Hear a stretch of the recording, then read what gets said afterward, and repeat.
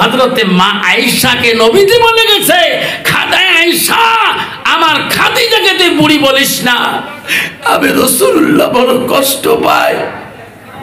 আমার খাদিজা আমার থেকে বয়সে বেশি হতে পারে, আমার খাদিজার একটা দিনের কষ্ট আয়েশারে তুমি সারা জীবন যদি দেখাও, খাদিজার একদিনের কষ্টের সমতুল্য হবে না। আয়েশা, আমার খাদিজার একদিনের দুঃখ তুমি সারা জীবন যদি দেখাও রে আয়েশা, আমার খাদিজার একদিনের দুঃখ সমতুল্য হবে না। ও আয়েশা রে, আমার খাদিজার প্রথম বিয়ের স্ত্রী, আমি খাদিজাকে বলতে এখনো পারি না। ও আয়েশা, আমার ঘুম ধরলে আমার খাদিজা মনে হয় আমার সাথে কথা বলে। দেখুন সুবহানাল্লাহ, আবার বিয়ের স্ত্রীর মতন গুণ রাসূল বলে গেছে। হাজারো যদি বিবি করেন বিয়ের স্ত্রীর মতন বিবি গুণ অন্য স্ত্রী ভালোবাসা দেখাবে না। যেরকম ঠিক না ঠিক, বিয়ের স্ত্রী যেটা ভালোবাসা, এই মহব্বত, হাজারো যদি সুন্দর বিবি আনেন এই গুণ পাবেন না। এটা হযরতে আলী বলে গেছেন ফাতেমাকে, ফাতেমা তোমার মতন নয়ন নবীজির কলিজার টুকরা চলে গেলে ফাতেমা আবার মনে হয় আমি হাজারো আলী আর তোমার মতন স্ত্রী পাবো না। যেরকম সুবহানাল্লাহ। আমার মা বোনেরা, আমরা জান্নাত যদি যেতে চাইলাম, আমার বোনের আসলে রেখো বন্ধুরে, পৃথিবীতে এমন একজন ওলি ছিল বাবা, তার নাম ছিল হযরতে বাকি বিল্লাহ রহমাতুল্লাহ। ওরে হাজার হাজার ভক্ত বিন্দু ছিল হযরতে বাকি বিল্লাহ, হাজার হাজার মুরিদান ছিল। এত বড় ওলি ছিল রে, যার জীবনে এক ওয়াক্ত নামাজ কায়দা হয় না। হযরতে বাকি বিল্লাহ রহমাতুল্লাহ একদিন ভক্ত বিন্দুরা বলল, হুজুর তোমার কাছে আমরা শরীয়ত শিখলাম, তোমার কাছে হকিকত শিখলাম, তোমার কাছে তরিকা শিখলাম, তোমার কাছে ইলমে মারুফত শিখলাম। হুজুর গো, যেদিন আপনি কবরে চলে যাবেন আমরা কার কাছে এই ইলমগুলো শিখব? ও হুজুর, আপনি যেদিন কবরে চলে যাবেন হুজুর আপনার জানাজার ইমাম কে হবে? হযরতে বাকি বিল্লাহ রহমাতুল্লাহ বলে গেছে, ব্যথা আমি যেদিন মারা যাব রে ব্যথা, দেখবে আমার জানাজার ওই ইমাম হবে, ওই আলেম হবে যার জীবনে এক ওয়াক্ত তাহাজ্জুদ নামাজ কায়দা হয় নাই। সুবহানাল্লাহ। আমরা শোনা চান না, এমন মুসলমান আছে বাবা, ওই হুজুর যেদিন আসবে ওই দিনে তওবা করে নিবে, আর তওবা করবে না, মসজিদও যাবে না, তাহাজ্জুদ পড়বে না, রোজাও করবে না, কিছুই করবে না, একবারে তওবা পড়িয়া নেয়। অত সহজ নয় বাবা। হযরতে বাকি বিল্লাহ রহমাতুল্লাহ বলে গেছে, বেটা রে আমি যেদিন মারা যাব রে বেটা, আমার জানাজারের আলেম ইমাম হবে গো যার জীবনে এক ওয়াক্ত তাহাজ্জুদ নামাজ কায়দা হয় নাই। বাকি বিল্লাহ আল্লাহর ওলি দুনিয়া থেকে বিদায় নিয়ে চলে গেল। হাজার হাজার ভক্ত বিন্দুরা, হাজার হাজার মুরিদানরা কামড়ি পাগল হয়ে যায় গো। হুজুরের জানাজার দিকে ছুটলেন, হুজুর দুনিয়াতে নাই, সবাই হুজুরের জানাজার দিকে যায়। তার ভক্ত বিন্দুরা যে বলে, কে গো আমার উস্তাদের জানাজার দিবেন গো, কোন আলেম দিবেন গো? আমার হুজুর বলি গেছে, যার জীবনে এক ওয়াক্ত তাহাজ্জুদ কায়দা হয় না। তাই সামনে দাঁড়ায় আমার হুজুরের জানাজার দাও। ওই দিন দিন বাকি বিল্লাহ রহমাতুল্লাহ জানাজারে তাহাজ্জুদ গুজারি ইমাম মেলে না, কেউ সামনে যেতে পারে না। হায় রে হুজুর এত বড় ওসিয়ত করে গেল, আমি তো তাহাজ্জুদের গ্যারান্টি দিতে পারি না। কন্ত বাবা যে মানুষটা তাহাজ্জুদ কায়দা হবে না, কন্ত তার ওয়াক্ত নামাজ কায়দা হবে কি? তাহাজ্জুদ নামাজটা এত কঠিন নামাজ, নিঃস্বার্থে আল্লাহকে স্মরণ করা, যেরকম ঠিক না ঠিক? বাকি মিললাম জানাজার ইমাম মেলে না, কেউ হুজুরের জানাজারের ইমাম হইতে চায় না। হুজুর কেন অত বড় ওসিয়ত করলেন? আমরা তো যেতে পারি না, আমার তো তাহাজ্জুদের গ্যারান্টি আমি দিতে পারি না। সবাই ভয় পায় রে, আল্লাহ বলল না, আল্লাহর ওলিদের কিরামতি আছে বাবা।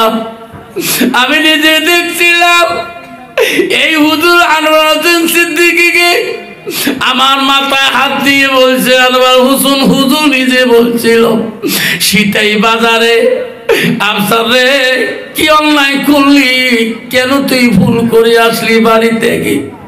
আমি কইছি হুজুর কি ভুল করছি? তোর মাকে তুই 2 দিনের কথা কয়া আজকে তোর 4 দিন পার হয়ে যায়, তোর মা ভাত পানি চাচ্ছে রে, আফসার কান্দি বেড়ায়। সত্যি আসিয়া দেখি রে মা পাগলির মতন হয়ে ঘুরতেছে। হুজুর বলছে আফসার রে তাড়াতাড়ি রাতে বাড়ি যা, তোর মা কাল থেকে একটা দানা মুখে দেয় নাই। হুজুরের কথা বিফলে যায় নাই। বাড়ি আসে শুনে বড় ভাবির কাছে, ভাই কাল থেকে আম্মা একটা পা ভাত মুখ পর্যন্ত দেয় নাই। আল্লাহর ওলিদের বড় কিয়ামতি আছে বাবা। সোনার চানা রে হযরতে বাকি বিল্লাহ রহমাতুল্লাহ ওই জানাজার ইমাম মেলে না, কেউ জানাজা দিতে ভয় পায়, সামনে গেতে ভয় পায়। আল্লাহর ওলি ওসিয়ত করে গেছে গো, ওই ওলির জানাজার যেইতে ইমাম সামনে দাঁড়াইতে পারে না। মুরিদানরা কান্দে, ভক্তরা কান্দে, আল্লাহ আমার উস্তাদ কেন ওসিয়ত করে গেল, আজকে হুজুরের জানাজার ইমাম কেউ হইতে চায় না। ওই সময় ভক্তদের চোখের পানি আর বন্ধ হয় না। এমন সময় দেখে রে দ্রুত ব্যাগে একটা ঘোড়া আসতেছে, ঘোড়ার পিষ্টে একটা মানুষ, মুখের মধ্যে পর্দা লাগা, লোকটা চেনা যায় না। দৌড়ে আসিয়া বাকি বিল্লাহ আল্লাহর ওলির ওই লাশের সামনে ঘোড়াটা খাড়া করিয়া সবাইকে দাঁড়ে বলল, সবাই দাঁড়ে যাও, সবাই খাড়া হয়ে যাও, আমি হুজুরের জানাজা দেব। যেরকম সুবহানাল্লাহ। সবাই দাঁড়িয়ে গেলেন, সবাই খাড়া হয়ে গেলেন। লোকটা চেনা যায় না। আরে আল্লাহর ওলির জানাজার এক এক করে 4 তাকবীর শেষ করে দিলেন। লোকটা জানাজার শেষ করার পরে ঘোড়াওয়ালা লোকটা দৌড়ে দেয়া ঘোড়ার পিষ্টে চললেন। ঘোড়ার লাগাম ধরে চলে যাবে গো, তার ভক্তবিন্দুরা দৌড়ে দেয়া ঘোড়ার লাগামটা টানি ধরল। কে গো, কোথায় তোমার বাড়ি? চিনতে পারলাম না, কোথায় তোমার বাড়ি? আমার হুজুরের জানাজা দিলে, তোমার পরিচয় না দিলে পর্যন্ত, ও হুজুর পরিচয় না দেওয়া পর্যন্ত তোমার ঘোড়া লাগাম আমরা ছাড়ি দেব না। হুজুর তোমার মুখের পর্দাটা সরান, হুজুর তোমার চিনা কেন যায় না? হুজুর কোথায় তোমার বাড়ি, কি পরিচয় তোমার? তখন ঘোড়ালা বললেন, বেটা আমার ঘোড়ার লাগাম ছাড়ি দাও, বেটারে পরিচয় দেওয়া লাগবে না। কেন আমি ওসিয়ত করে গেলাম আজকে আমার জানাজার ইমান কেন মেলে না? আল্লাহ বলছে বাকি বিল্লাহ রে যা যা, দুনিয়াতে তোর ইমাম হয় না, জানাজার ইমাম মেলে না, যারে বাকি বিল্লাহ যা, তোর জানাজা তুমি নিজে দিয়ে আসো। নাই থাকবে বাজান আমার সুরাচারা, ও বন্ধু শুনে রাখো, আল্লাহর ওলিদের বড় কিরামতি ছিল। আল্লাহ আজকে এই ওলিদের খানকা আসার মতন সুযোগ দিয়েছে। এই ওলির দোয়া নিয়ে যাবো বাবা। মা ও সোনারা শুনে রাখেন, মা বোনেরা শুনে রাখেন, আল্লাহ রসুল কি বললো? ওয়া তার বালাহা, স্বামী যখন বাড়িতে যাবে রে মা, সুন্দরভাবে কথা বলেন।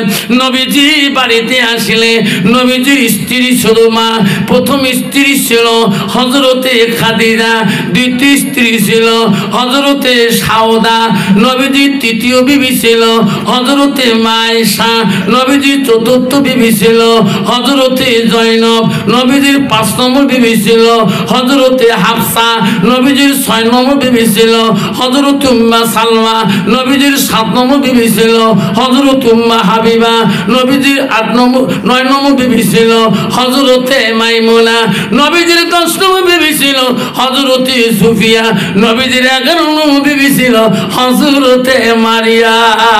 নবীজির ২১ থেকে ১১ জন বিবি জীবনে চলে যায়, কোন বিবির দ্বারায় নবীজি কষ্ট পায় না।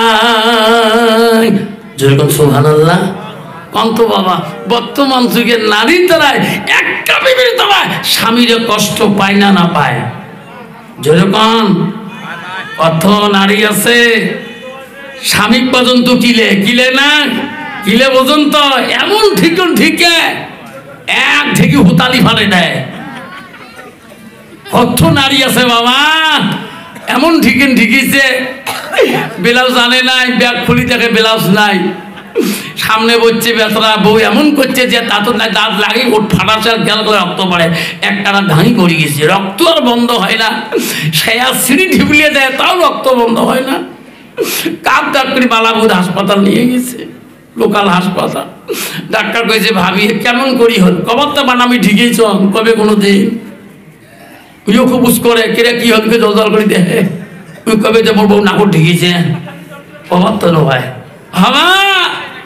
লাস্টত কয়েক ডাক্তার কলে ভাবি কেমন করে হয়েছে কবর না পান, কয়েক সার কন্যা পাক ঘরের মধ্যে মনে ঠাকুস দেখে বাটলত পড়ে গেছে। কি কথা কাটিং জানে রে মা, কত রঙের নারী রে বাবা।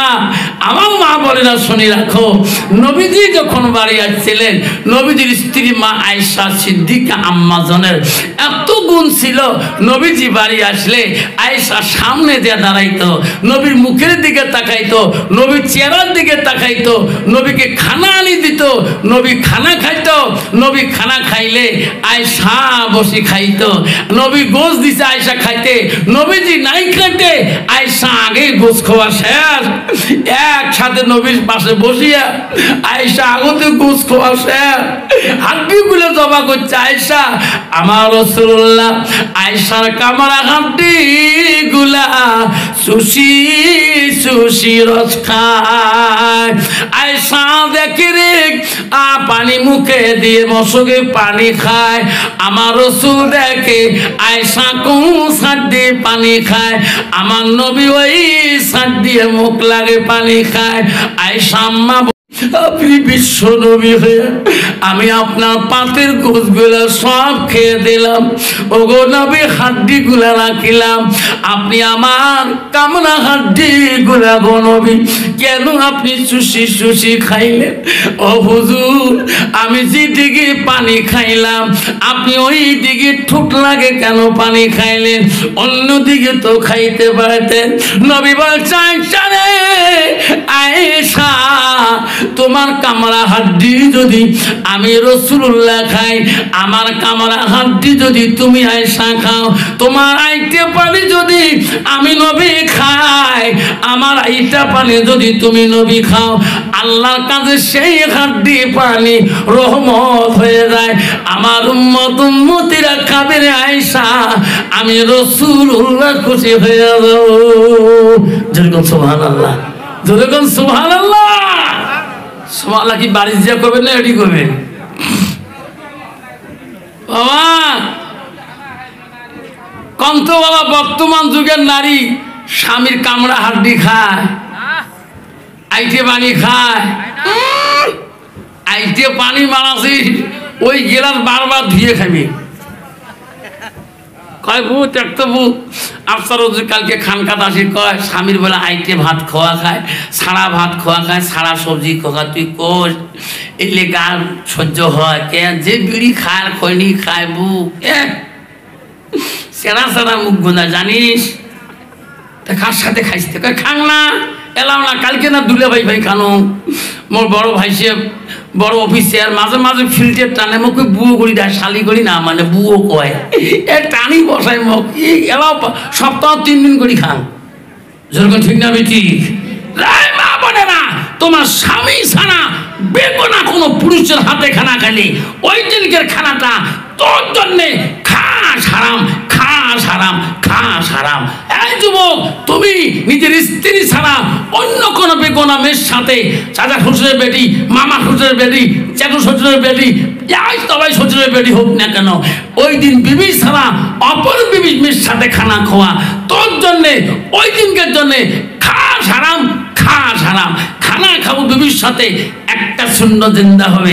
বিবি তোর সাথে খানা খাবে, একটা শূন্য জিন্দা হবে। শ্বশুর বাড়িতে খাবি তোর শূন্য জিন্দা হবে, বাপের নিজের বাড়িতে খাবি তবু শূন্য জিন্দা হবে। তাহলে আমরা নবীর সুন্নতে পালন করবো না অন্য বউয়ের সাথে খামো?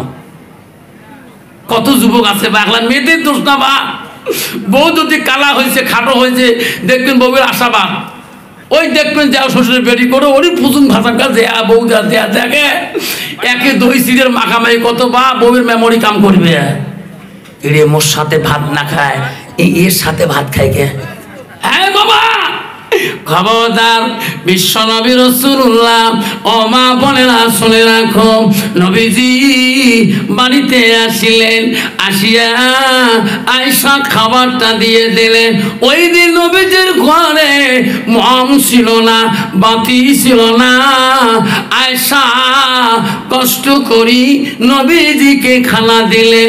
অন্ধকার গো অভাব সংসার, নবীজির ওই দিন মম কেনার মতন পয়সা ছিল না, এত গরিব, এত অভাব ছিল গো। আয়েশা খানা দিল, অন্ধকারে রাসূল খেয়ে নিল। বাতি নাই মম নাই, একসাথে অন্ধকারে বাতি নাই মম নাই, বিছনার মধ্যে শুয়ে পড়ল।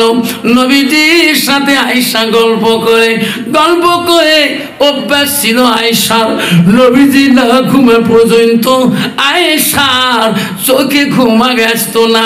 নবী ঘুমাইবে রে, তারপরে আমি আয়েশা ঘুমাবো, আমার সোনার নবী ঘুমাবো, তারপরে আমি আয়েশা ঘুমাবো। বর্তমান যুগের নারী স্বামী নাই ঘুমাইতে, বউয়ের নাকের গ্যাঙারি। ঠিক না বেঠি? ইস, থাকার সাথে ঘুম ধরে তোদের টিসে লাগে, পানি চাওয়ার সাহস পাবার না, যদি পানি চাই মারবে। ভাই এলাই ঘুমেলু, সারাদিন কাদো হলে কাম করছ, ভ্যান মারছ, কল যে শুকিয়ে জায়গায় পানি আনলু হয়, মরবে পার না। ঠিক না বিঠি? মা বোনেরা, আয়েশা আম্মাজান ঘুমায় না, নবীজি ঘুমাবে, আয়েশা ঘুমাইবে। নবীজি ঘুমিয়ে গেল, আয়েশা আস্তে করে ঘুমিয়ে গেল। কিছুক্ষণ পরে আয়েশা আগে জাগিয়ে গেল, চোখ মেলি দেখে রে নবীজি বিছানার মধ্যে নাই। নবী কোথায় গেল? আয় রে আমার সোনার নবী অন্ধকারে কোথায় গেল? আয়েশা ঘরের মধ্যে হাসতে হাসতে ঘুরে রে, আমার নবী গেল কোথায়? আমার নবীকে আয়েশা এত ভালোবাসছে রে, আয়েশা চোখের পানি আর বন্ধ হয় না। আল্লাহ, কোন দুশ্মন আমার নবীকে করতে নিয়ে গেল রে। আয়েশা কাঁদে রে, আয়েশা চোখের পানি বন্ধ হয় না। অন্ধকার ঘর, অন্ধকার দেখা যায় না। আয়েশা হাসতায় হাসতে হাসতে ওই ঘরের কোণার মধ্যে আমার নবীজির মাথাটা আয়েশার হাতটা লাগিয়ে গেলে দেখে রে নবী আমার সিজদার মধ্যে পরীক্ষা দিতেছি। আয়েশা জিজ্ঞাসা দিতে নবী গো, সোনা নবী আপনি কি ঘুমাবেন না? আপনি কি ঘুমাবেন না? কখন উঠে কাঁদতেছেন? এত কাঁদেন কান? আমার নবী বলছে আয়েশা, আমি নবী যদি বেশি ঘুমাই আমার উম্মতরা দুনিয়াতে বেশি ঘুমাইবে। আমি আমার গুনাহগার উম্মতের জন্য আয়েশা রে আমি ঘুমাইতে পারি না। দয়ার নবী প্রেমের ছবি আর আসবে না। সবাই জোরে বলুন, দয়ার নবী প্রেমের ছবি আর আসবে না জগতে। আসর দিলে উম্মতর বিনে, আসর দিলে উম্মতর বিনে যাবে না নবীজি বেহেশতে, যাবে না নবীজি বেহেশতে। দয়ার নবী প্রেমের ছবি আর আসবে না জগতে। জোরে কবেন, আর আসবে না। নবী আমার 63 কাল জিন্দেগি কাঁদছে বড় উম্মতি। 63 কাল জিন্দেগি কাঁদছে বড় উম্মতি। এখনো কান্দি শুয়ে মদিনাতে, এখনো কান্দি শুয়ে মদিনাতে। দয়ার নবী প্রেমের ছবি আর আসবে না জগতে, আর আসবে না জগতে। আব্বা, এই নবী জগতে আসবে, এই পৃথিবীতে আরো আসবে। এই নবীর হাদিস আমরা মানি চলবো কিনা? কে কে মানি চলবো? হাত তুলি দেখাই। যে নবী পৃথিবীতে আর আসবে না সেই নবীর হাদিস আমরা কেন মানবো না?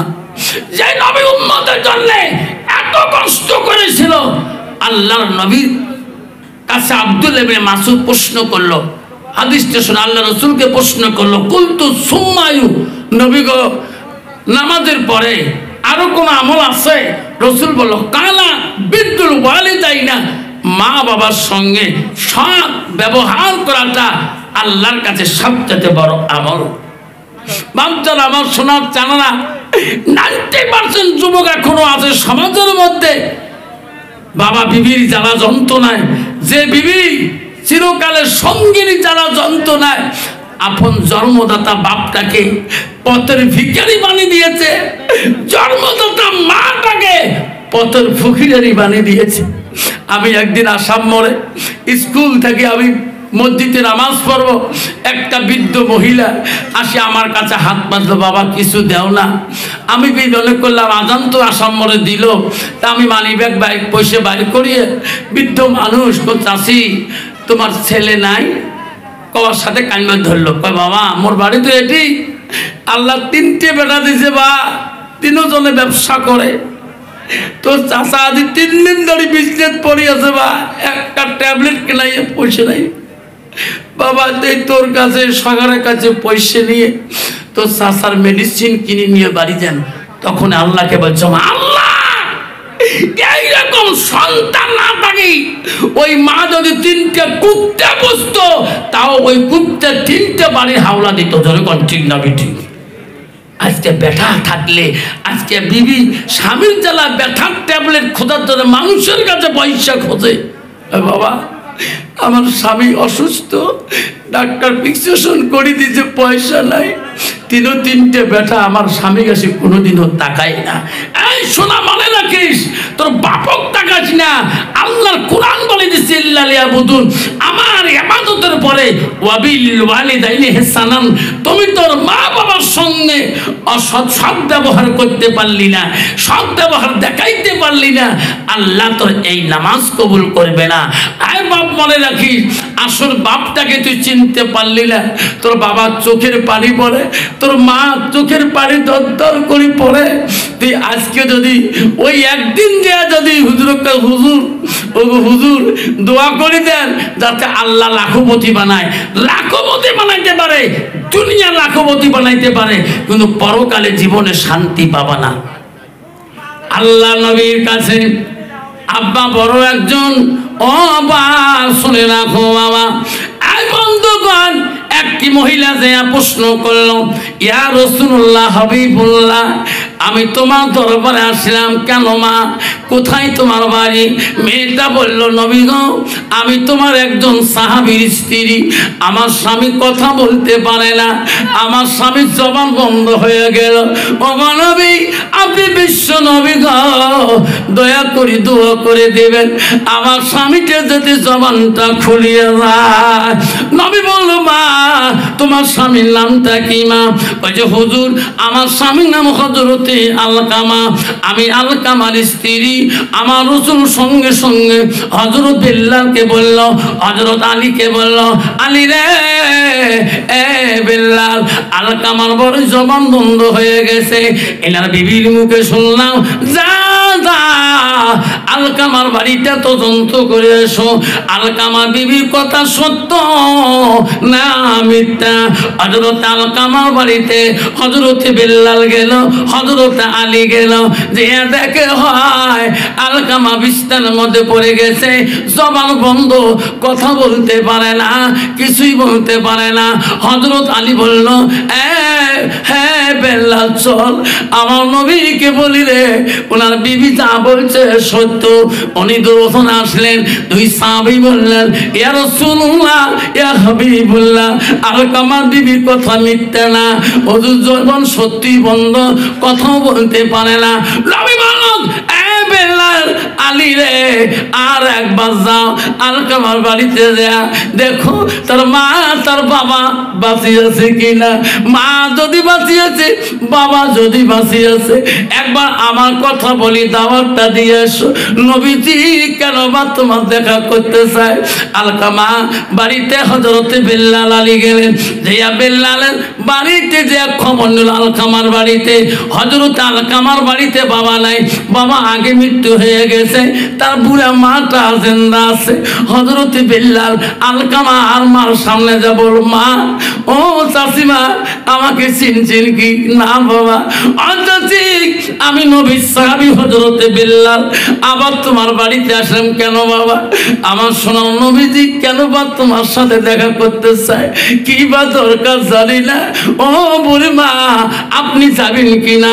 আপনি যদি না যান, আমার সোনার নবী নিজে আসি তোমার সাথে দেখা করিয়া যাবে। ওই কথা বলি চলে গেল। আলকামার মা বাড়িতে থাকতে পারলো না। হায় রে, আমার নবী কোনোদিন আমার দাওয়াত করে নাই, আজকে কেন বা দাওয়াত করলো? আমার নবী কষ্ট করিয়া তো দূরে আসবে, আমার নবী কষ্ট পাবে রে, আমি বড় কষ্ট পাবো। আলকামার মা বুড়া মানুষ আস্তে আস্তে বিশ্ব নবীর বাড়ির মুখে যায়। আলকামা নবীজির বাড়ির কাছে যায়। আলকামার মা যখন দাঁড়ায়, আমার নবী ওই পিড়ির গাছ থেকে পিড়ি দেখে হায় রে বৃদ্ধ মাটা দাঁড়িয়ে আছে। আমার নবীর সন্দেহ হলো এটি আলকামার মা হওয়া লাগে। আস্তে আস্তে নবীরে ওই বৃদ্ধ মার কাছে আগে যায়। আমার নবী এত সম্মান দেয়, আমার নবীর দুই চোখের পানি জর্জর করে বলে, আমার নবী ছোটকালে মা হারাইছে, মার পেটে থাকতে বাবা হারাইছে, 7 বছর বয়সে আমার নবী মা হারিয়ে গেল। সেই মার মতো বৃদ্ধ মানুষ দেখলে আমার নবী উগু করে কাঁদতো। আলকামার মার সামনে দেয়া নবীজি দাঁড়ে বলল, মা আপনি কি আলকামার মা হন? কালে হ্যাঁ। বসো মা, তোমরা বসো। নবীজি সুন্দর করে বসতে দিলেন, কথা বলে মিষ্টি মিষ্টি, মা আমি রাসূলুল্লাহ তোমাকে কেন ডাকছি? আলকামা তোমার কেমন সন্তান